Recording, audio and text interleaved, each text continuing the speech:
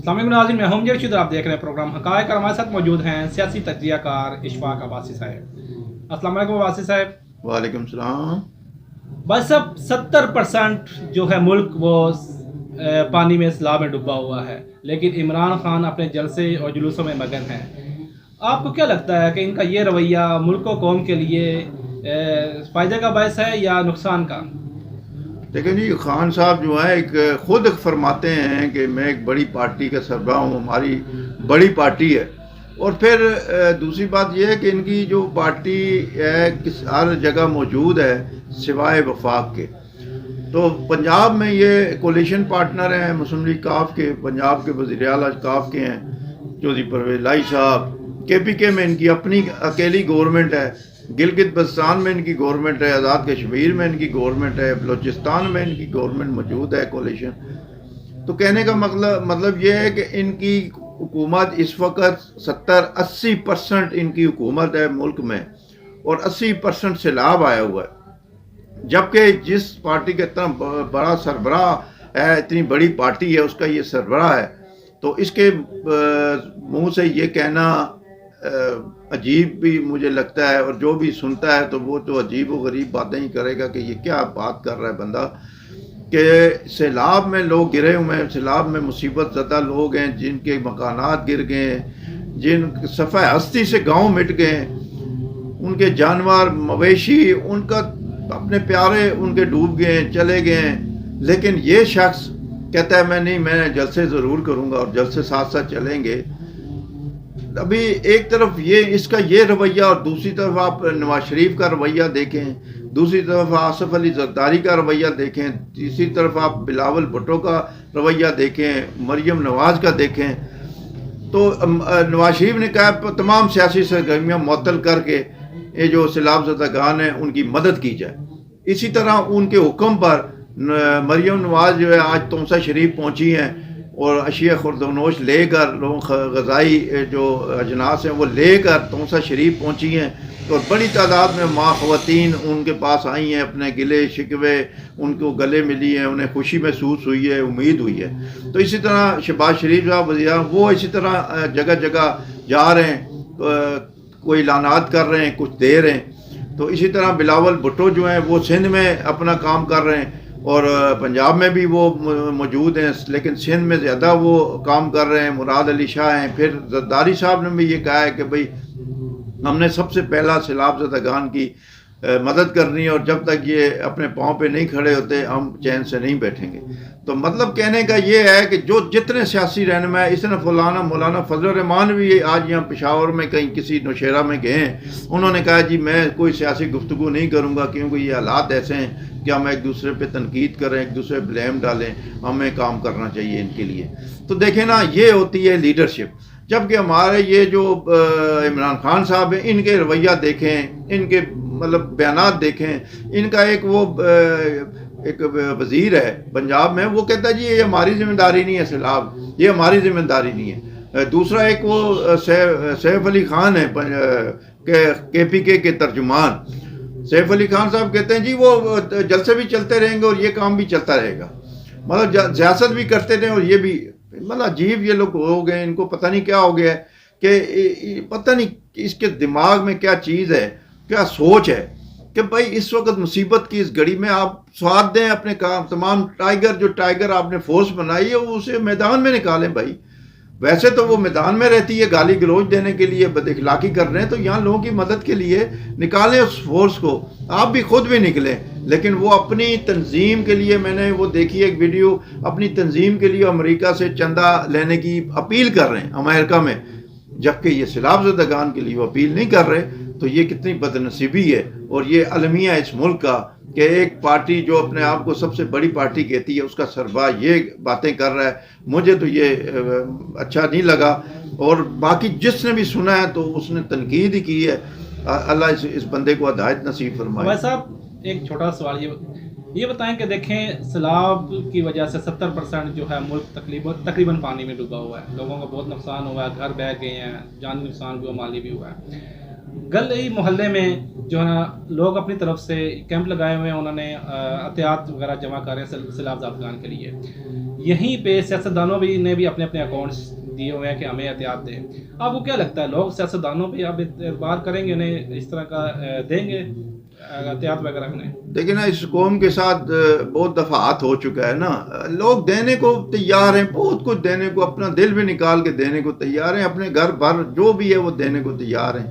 لیکن کہیں ان کو اعتماد کی کمی ہے، کیونکہ اس قوم کے ساتھ ہر بار ہاتھ ہوتا رہا ہے اور ہوتا رہا ہے، تو اس لیے لوگوں کا اعتبار کم ہے. تو اس لیے امداد جو ہے لوگ نہ خود کوشش کرتے ہیں ہم خود کسی ادارے کو دیں. مثلا وہ دیتے ہیں الخدمت فاؤنڈیشن جو جماعت اسلامی کے الخدمت ہے، اسی طرح وہ آرمی کے جو کیمپ لگے ہیں ان کو جا کے دیتے ہیں. لیکن ہمارے جو سیاسی پارٹیاں ہیں یا سیاستدان ہیں، کیونکہ ان پر اعتبار نہیں، انہیں اعتماد نہیں، اس لیے انہیں دینے سے تھوڑا سا کتراتے ہیں. لیکن جو پارٹی کے لوگ ہیں وہ اپنی پارٹی کو ہی دیتے ہیں، جو جس سے وابستہ ہیں وہ دیتے ہیں. لیکن عام آدمی جو ہے نا، عام آدمی وہ ان کو دینے کو تیار نہیں. وہ عیدی والوں کو دے دے گا، وہ دوسری خدمت زیادہ تر لوگ یہ چاہتے ہیں کہ ہم خود ان کی جا کے مدد کریں. جی وہ پیسے اکٹھے کر کے خود جائیں. کہیں خود نہیں جا سکتے، لیکن وہ کچھ ایسی تنظیمیں ہیں جن پر وہ اعتبار، سیاستدانوں پہ لوگ اعتبار نہیں کر رہے. وہ عام آدمی جو ہے، عام آدمی. صاحب، شوکت ترین اور وزیر خزانہ تیمور جگرا کی ایک آڈیو لیک ہوئی ہے جو سوشل میڈیا پر بہت زیادہ وائرل ہوئی ہے. آپ کو کیا لگتا ہے اس آڈیو میں کتنی سچائی ہے؟ یہ فیک ہے یا اوریجنل ہے؟ دیکھیں جی، یہ جو اوریجنل اور فیک والی بات ہے نا، اگر فیک ہوتی نا تو اسد عمر نے آدھے گھنٹے میں آج پریس کانفرنس کی ہے اسی بارے میں، تو وہ یہ کہتے کہ جی اس کی فرانسک کرایا جائے، یہ فیک ہے. لیکن انہوں نے یہ بات نہیں کی. وہ کہہ رہے ہیں جی شوکت نے کیا بات کی، جی وہ بات کی صحیح کی، اس نے کیا غلط کیا. مطلب اس کا یہ پتہ چلتا ہے کہ یہ اصل ہے. اور یہ پورا آج دن جو ہے نا یہ وائرل ہوتی رہی ہے اور یہی ٹرینڈ چلا رہا ہے، یہی ٹرینڈ چلتا رہا ہے سوشل میڈیا پہ.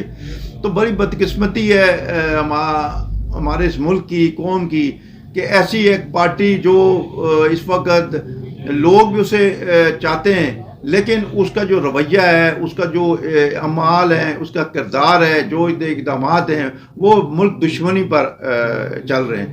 کہ انہوں نے ابھی آج IMF کا پیکج ہونا تھا، منظوری ہونی تھی یا نہ منظوری ہونی تھی، تو انہوں نے 2 دن پہلے ایک خط لکھ دیا کہ جی ہم جو IMF معاہدہ کرنے جا رہی ہے اس میں ہم شامل نہیں ہیں اور KPK اس میں حصہ نہیں بنے گا. اسی طرح وزیر خزانہ محسن لغاری پنجاب کے، انہوں نے بھی، ان سے بھی یہ گفتگو آڈیو لیک ہوئی ہے، وہ بھی یہی بات کر رہے ہیں. تو ان کا مقصد یہ تھا کہ اس حکومت کا جو IMF کا پیکج ہونے جا رہا تھا وہ ناکام ہو، وہ ان کو دینے نہ دیں اور یہ ملک ڈیفالٹ کر جائے اور یہ سری لنکا بن جائے اور پھر ہم یہاں سے تانے دیں کہ انہوں نے ملک کو تباہ و برباد کر دیا ہے. ابھی یہ ہونا کس کی وجہ سے تھا؟ وہ PTI کی وجہ سے. وہ PTI کے، حالانکہ ان کو ان کی مدد کرنی چاہیے. بھائی ملک رہے گا تو آپ بھی دوسری بار وزیر اعظم بنیں گے، آپ بھی تیسری بار وزیر اعظم بنیں گے. لیکن ملک ہی نہیں رہا تو کون سے الیکشن اور کون سی سیاست؟ تو آپ لوگ اس اتنی یعنی اقتدار کے لیے اتنی ملک دشمنی میں نہ چلے جائیں کہ جس سے ملک کو نقصان ہو. ابھی خبر آئی ہے کہ IMF نے پیکج منظور کر لیا ہے. تو ابھی آپ کے یعنی یہ جو آپ نے آڈیو آئی ہے اس کا کیا فائدہ؟ لوگوں نے کیسے برے القابات آپ کو نوازا ہے اس منظوری کے بعد، کہ کوئی کہتا ہے جی ان کے منہ پہ تماچا لگا گیا ہے، کوئی کہتا ہے ان کا منہ کالا ہوا ہے، یہ کوئی خط لکھ کے بھی کچھ بھی نہیں بنا. انہوں نے IMF نے منظوری دے دی. 1 ارب 17 کروڑ پہ جو ہے نا ڈالر وہ منظور ہو گئے. اور اب انشاءاللہ اس ملک کو آگے لے جانے میں اب فالٹ ہونے میں بچ گیا.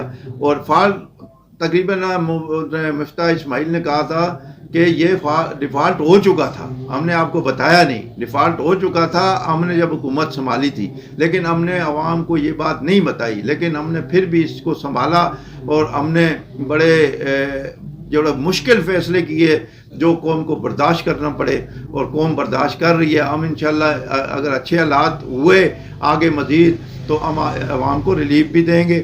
لیکن یہ جو پی ٹی آئی کی ملک دشمنی پالیسی ہے اس پر ان کو نظر ثانی کرنی چاہیے. اور کئی لوگوں نے تو یہاں تک کہہ دیا کہ ان پہ غداری کا مقدمہ بنایا جائے شوکت ترین پہ. اور یہ جو تیمور جھگڑا ہے انہوں نے، محسن لغاری، انہوں نے جو کام کیا ہے عین وقت پر خط لکھ کے، یہ تو سراسر ملک دشمنی ہے. لیکن کون بنائے مقدمے، اور اگر بنائے بھی تو اس کو کون چلائے؟ کیونکہ ان کے خلاف کوئی کارروائی نہیں ہو سکتی. وہ جس کو آپ کہتے تھے شہباز گل کو جی یہ غدار ہے، اس پہ مقدمے بنے، اس کو 14 سال سزا ہو جائے گی، اس کی بھی ضمانت ہوگی. تو اس یہاں کون بنے گا؟ ابھی یہ میڈیا نے اس پہ پابندی لگائی تھی عمران خان کی تقریر پر، وہ بھی ہائی کورٹ اسلام آباد نے اس کو حکم معطل کر دیا کہ بھئی آپ اس کی پابندی نہیں لگا سکتے. اچھا، دوسری طرف کل دیکھا گیا ہے کہ نواز شریف پر 3-4 سال پابندی رہی ہے ٹی وی پہ آنے کی. اچانک وہ کل نمودار ہوئے اور پورے ٹی وی چینل پہ وہ چل رہے ہیں، ان کو دکھایا جا رہا ہے. ابھی اس ملک کا کیا بندہ کرے کہ یہاں کیا نہیں ہو سکتا؟ ہر کام ہو سکتا ہے، جو ناممکن ہے وہ اس ملک میں ہو سکتا ہے. تو عوام جو ہے نا وہ خود شش و پنج میں مبتلا ہے کہ کیا ہو رہا ہے. یہ ایک دن غداری کا مقدمہ بنتا ہے اور بڑا اس کو ہائی کریٹ کیا جاتا ہے، اور دوسرے کوئی ہفتے بعد وہ چھٹی ہو جاتی ہے، وہ ضمانت ہو جاتی ہے. ایک دن پابندی ہوتی ہے، 2 دن بعد وہ ختم ہو جاتی ہے. تو اس طرح کے ملک میں کوئی قانون ہمیں تو نظر نہیں آ رہا. تو اللہ خیر کرے، اللہ پاک اس ملک کو اس کی حفاظت فرمائے. ہماری یہ دعا ہے اللہ پاک ایسے جو لیڈران ہیں انہیں ہدایت نصیب فرمائے. ہم اتنی دعا کر سکتے ہیں. شکریہ عباس صاحب. ناظرین، یہ تھے اشفاق عباس صاحب جن کا تجزیہ آپ نے سنا. اس کے ساتھ اجازت دیجیے. ہمارے چینل کو لائک، سبسکرائب اور شیئر کرنا نہ بھولیے گا. اللہ حافظ.